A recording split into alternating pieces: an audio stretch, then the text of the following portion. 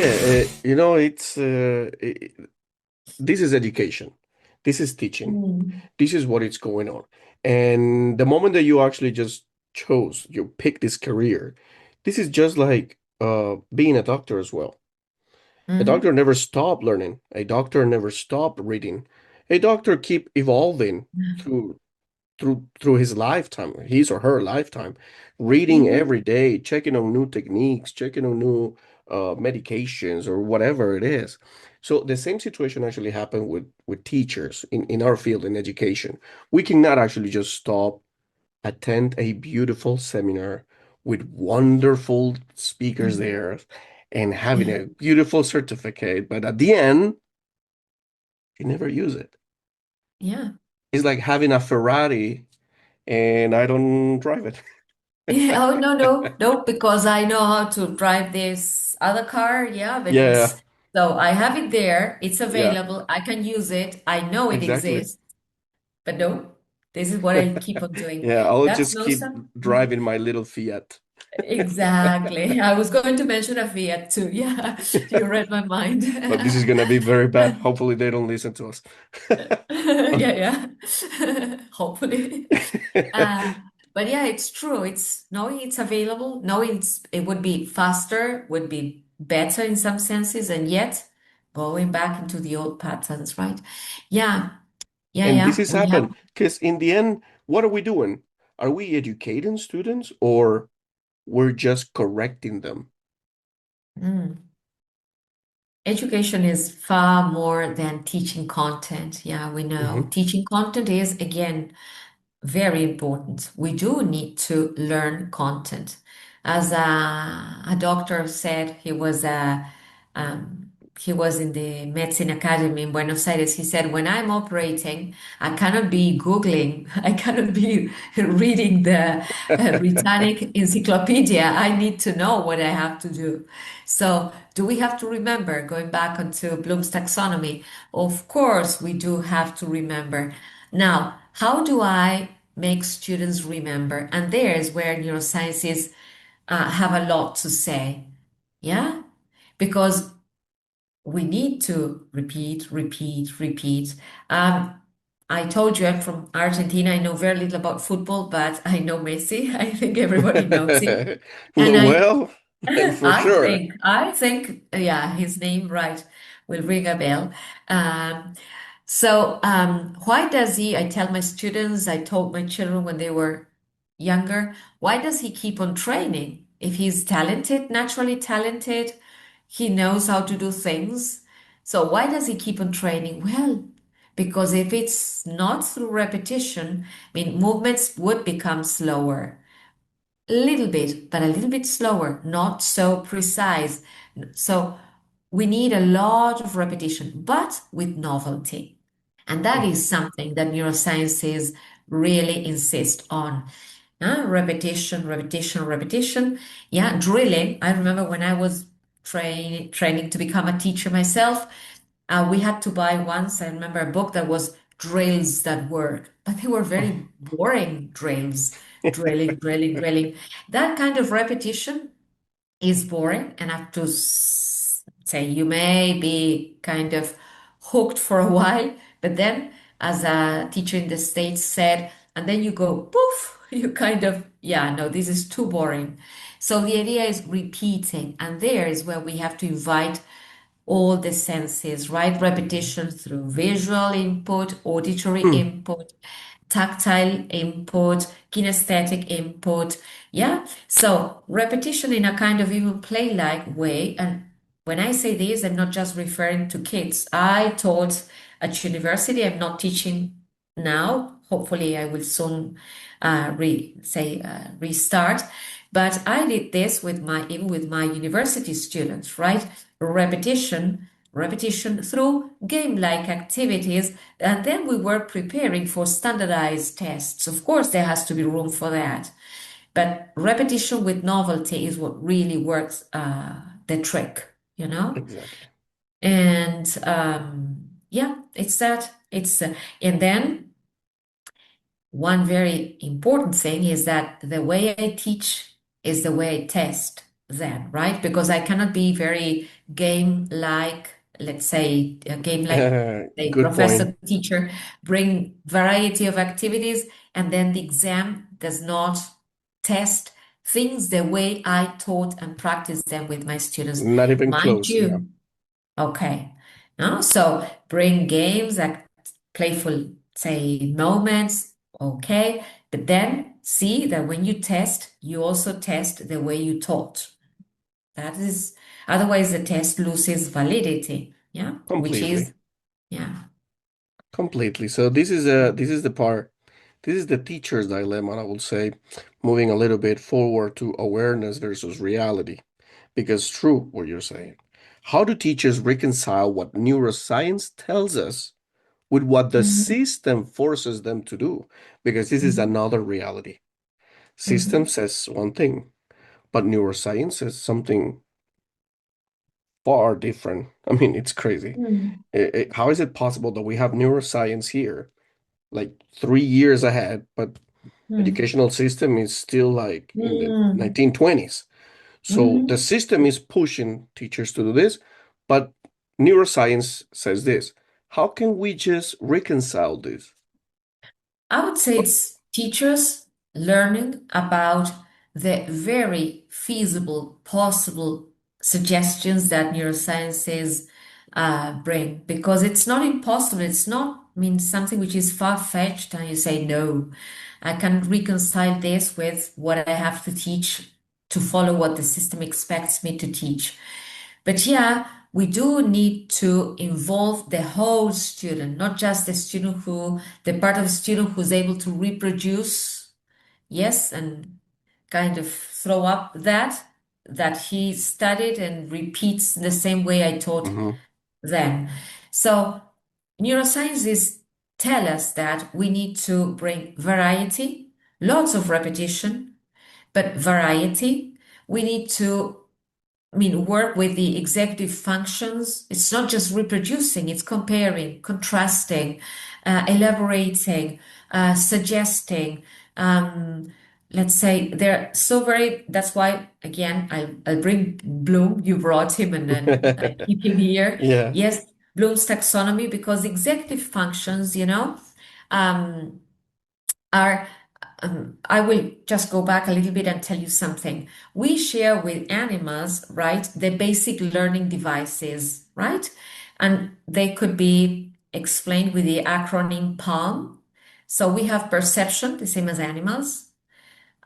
We have attention, same as animals. We have a language and we have memory in different degrees, right, and evolutionary stages, obviously.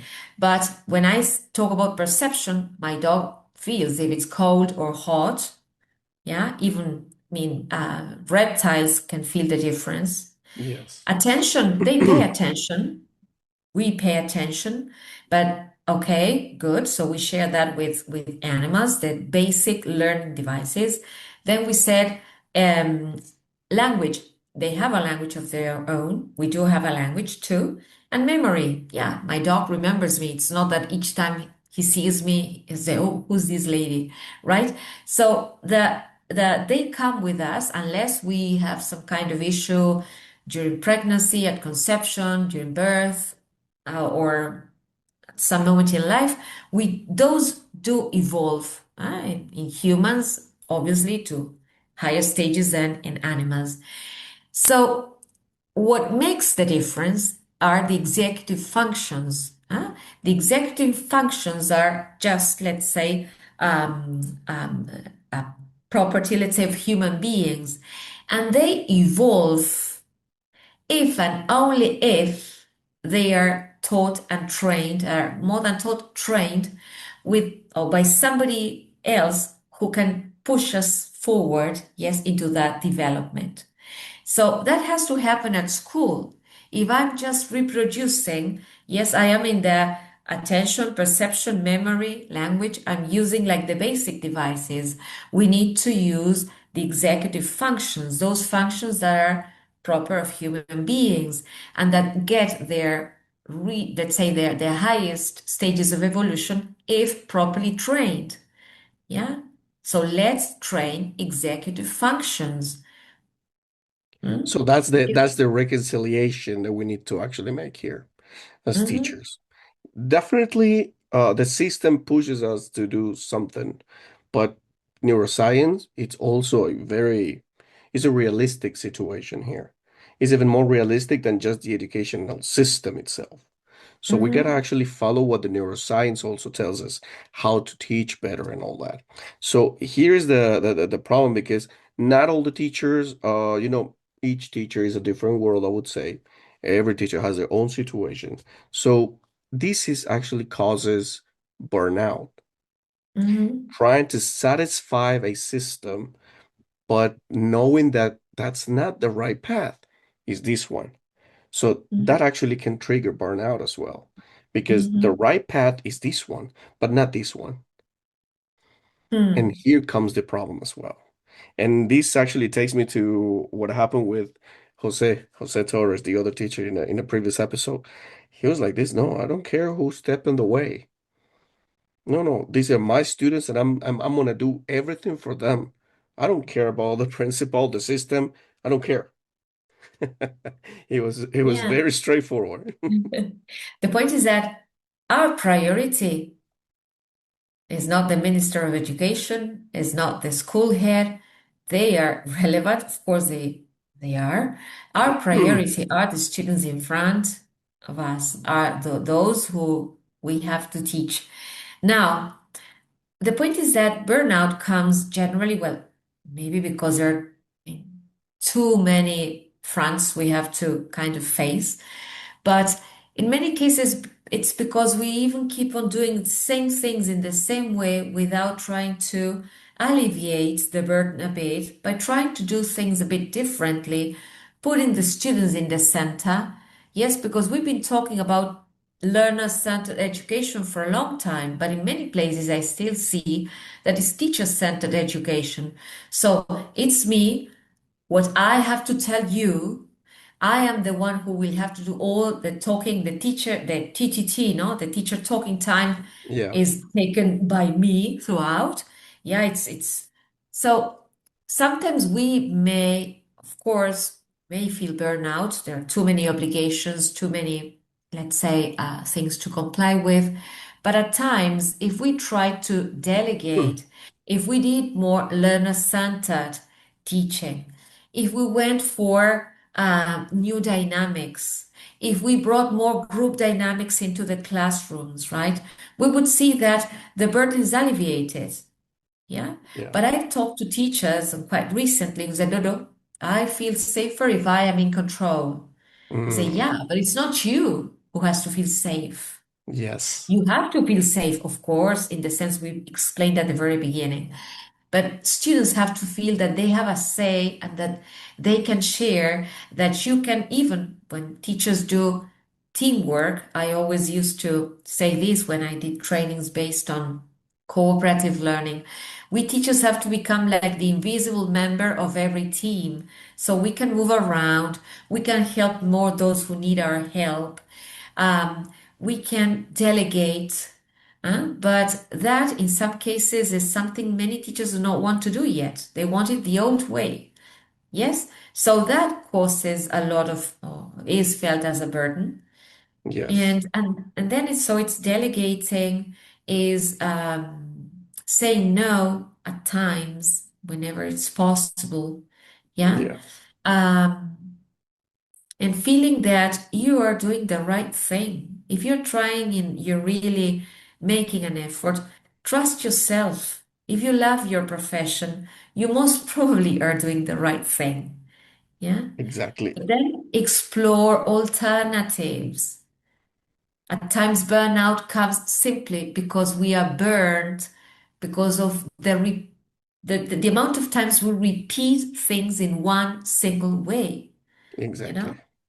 So that comes actually the ethical part of our career.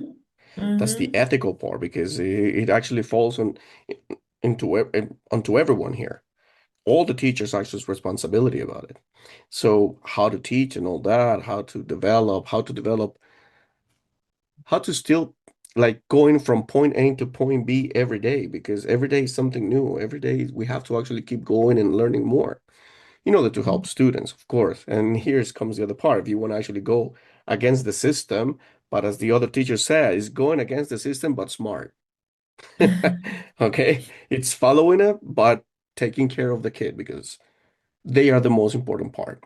So it actually takes me to this part like teacher training, is it really helping?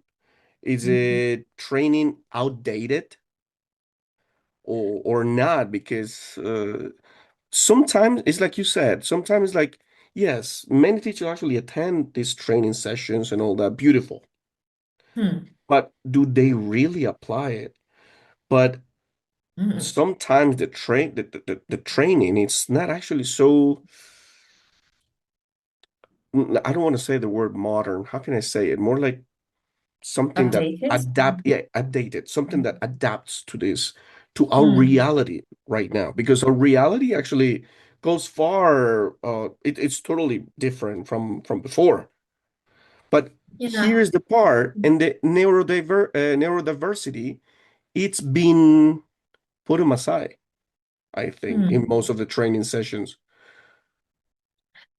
What I feel is that in many cases, yeah, teacher trainers are updated and there are very interesting things and courses and tips to innovate and to bring into the classroom. The point is that sometimes we as teachers are good listeners, but our frame of mind is what limits us. Say, no, I cannot apply that in my classroom. No, no. And it happened to me in Buenos Aires. I remember I trained teachers who worked in the public system. At the moment, I was a teacher in a private institution. So some teachers said, no, Esther, that cannot be done. No. So as if my training sounded a bit far-fetched, as no, impossible. And I said, and so they said, no, you can do it because you work in the private sector. And I said, you know Mhm. what? I don't think so. And Mike, I will tell you something. There was a point when I said, okay, I'm going to quit. I just quit this, say, job after Yeah. many years. I worked for the British Council for a year, and then I started teaching in the public system because I said, okay, you've called me to this game. Here I am. And of course, everything, because this I use the word preach, but this that I want to share is something I do in my classes, right? Something I try in my classes, something I implement in my classes. And of course, I implemented it in state-run schools, the same as in private schools or even in the public university. So my question was to these teachers, okay, it can't be done, can't be implemented, not even with one group, not even during one class, Mm. not even for one activity. So sometimes if my frame of mind is very limiting, it's no, this can't be done. Children cannot play in the classroom. They cannot play in any class. Never ever. Not even, I'm exaggerating, right? But the point is that at times the limiting thing is not, it's not what I'm learning in that session, it's my frame of mind. Yeah. So what we have to revise is our own limiting conceptions and frames of mind. Yeah. So one thing I want to add about working in these state-run schools, I chose schools in areas that were um, socially deprived in many senses, Mm. and students came from very conflictive settings. And one thing that never fails is bonding with your students. Yes, this that I told you. They felt Yes. safe. They could make mistakes. They could know very little English. Yet, you are not under discussion. I want you in my class. I want you in my class. Not your bad manners, not your late arrivals, not your, say, whatever, laziness in the classroom, but you, yes, I want you in my class. And that makes all the difference, no matter where you are, private, public, primary, university. level, that makes a first big, huge, enormous difference. If my brain is relaxed, I'm not at stake, I will learn. Maybe not as much as other students, but I will learn from you. Uh, Perfect. I'm gonna quote everything what you just say. I'm gonna make a huge LinkedIn post. I'm just gonna share it. Beautiful. Well, I 100% agree with that, and that actually takes me to you make me like explode inside of my head, like having a whole bunch of questions regarding that. So, is the education system preparing thinkers or producing followers? We there should see one of the things and now I'll come back to a question. One of the things I'm still learning is that there's no one answer for every setting. It's not as simple as that. So culturally, there are different approaches, and even within different um, institutions that may be nearby, one near to the other, you still see that in some cases they still want thinkers who will get a certain score and then get to university so that your institution gets better renowned, let's say, and others who probably will pay a price, the price of not being so kind of or scoring so well, but yet producing thinkers who elaborate answers, who show, let's say, agreement and disagreement, back up their thoughts. It depends on your target, yeah. But yet, I insist, we cannot say schools in general do this. But anyway, if I had to make a kind of say, no, Esther, come on, are we having mainly thinkers or reproducers? In many places, I'd say still they go for people who reproduce well, and that's not the Yes. right thing. Yeah, of course, it's not. Well, that was the answer. That was a beautiful. Yeah, I totally agree with you. Everything depends on the cultural aspect, where they're coming from, and everything, because every system works differently here. Uh, I've witnessed that. You have witnessed that as well, for sure. And it's really hard. Now that we're just getting to the final point of our of this beautiful time with you, uh, I have a really good one that I would like to hear you because for sure you're a person. It's you're very knowledgeable and it will help us a lot. How many children have believed they were not intelligent when in reality the system simply never understood their brain? Hmm. Yeah. This it's something that I would like you to tell me because it actually combines what the system is and what Hmm. neuroscience is. Can Hmm. you believe that? Well, I remember um, when I started studying about multiple intelligences, must have been in the 90s. And wow, that was so enlightening because I said, wow, it's true. I worked in a school where students did lots of sports, music, had an orchestra, was a bilingual school. So let's say students had access to let's say, learning of different kinds and so on and so forth. So, wow, I was very young then, and I said, wow, I started observing that. I said, wow, I had been trained to just, teach English and see the linguistic, say, development of students. And luckily, because of this, when we started, I would say many of us luckily know quite a lot about multiple intelligences. Um, we know that there's not just one way of being intelligent. Who's more intelligent, Einstein, let's say, or who was more intelligent, Einstein or Michelangelo? Well, different. Well, exactly. Uh, Hmm. Messi or a physician who has discovered some whatever.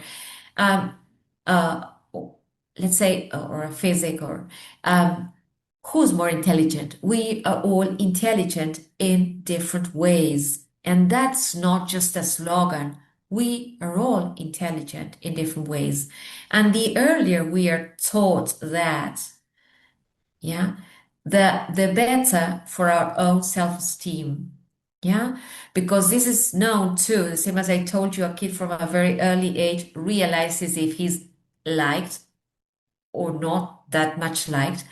As from a very early age, students realize if they're slow and others are fast, yeah, and they may end up believing they are not intelligent. Intelligent according to what definition?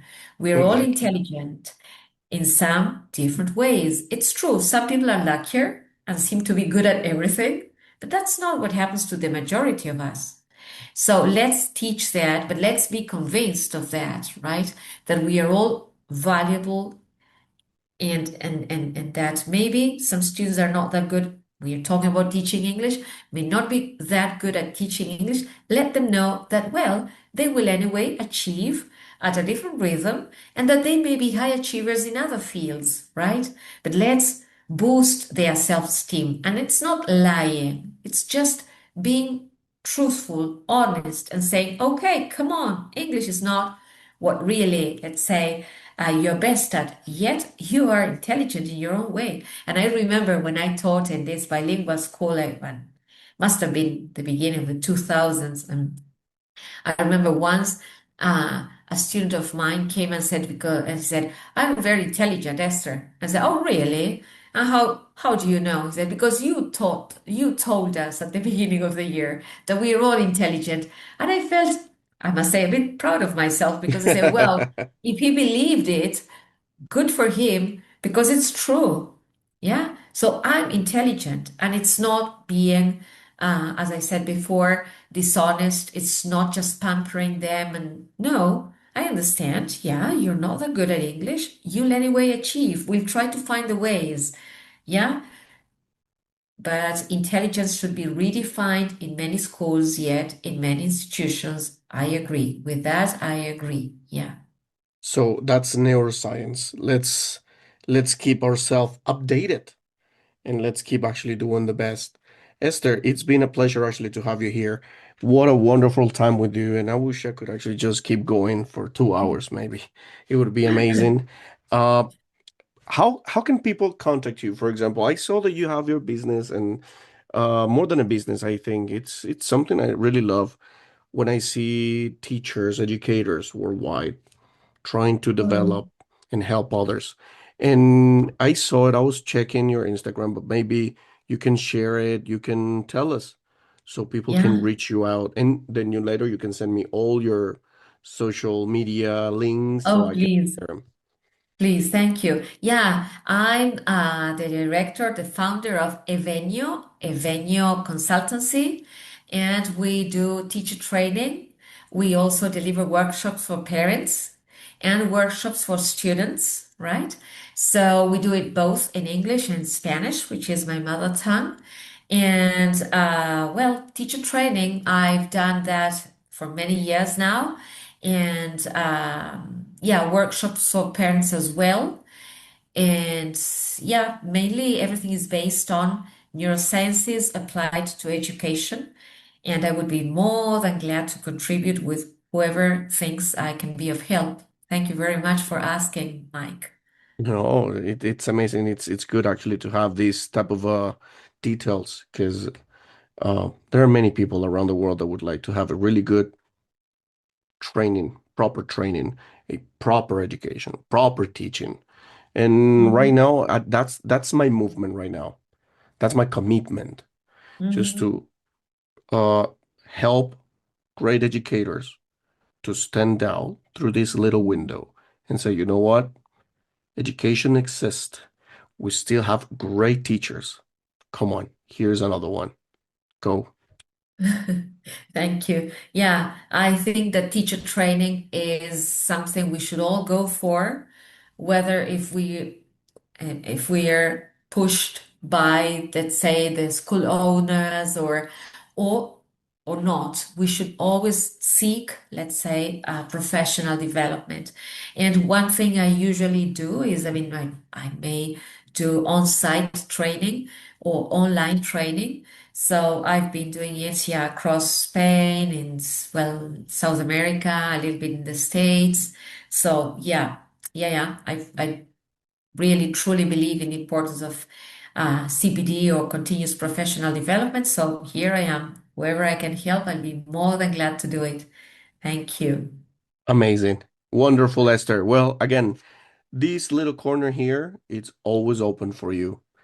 Anytime that you would like to discuss about something or tell us about what's going on in your project, you're more than welcome here. This is your home. Oh, thank you. Thank you very much, Mike. My pleasure, really. Thank you for inviting me. It's been a great moment, a great sharing with you. So thanks a lot, really.